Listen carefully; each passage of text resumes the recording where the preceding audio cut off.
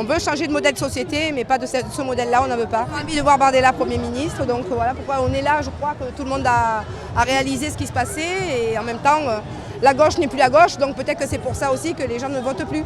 Et que les gens, 65% quand même, ne votent plus.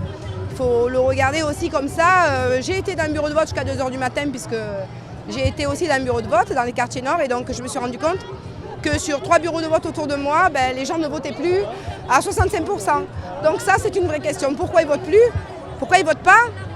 Et pourquoi ils ne sont pas intéressés par ça? Parce qu'en fait, si on se partage à chaque fois, nous, en tant qu'élus, les fameux 35% qui restent, ça veut dire bien des choses. Donc voilà, on a le devoir d'être là. Le devoir de se battre pour le progrès et quelque chose de beaucoup plus progressiste.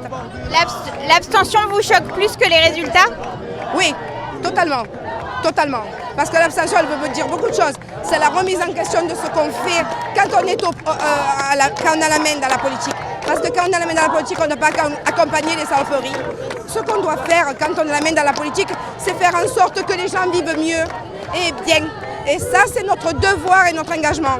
Voilà. Donc pour moi, la politique, c'est ça. C'est en fait servir les autres et pas se servir. Donc c'est une manière aussi de penser. Qu'est-ce que vous avez pensé de la dissolution de l'Assemblée nationale? La dissolution de l'Assemblée nationale, c'est un choc pour tout le monde. Moi, il n'y a plus rien qui me choque avec Macron. Voilà, il nous a tués sur les retraites. Il a tout mis en œuvre pour fonctionner comme ça.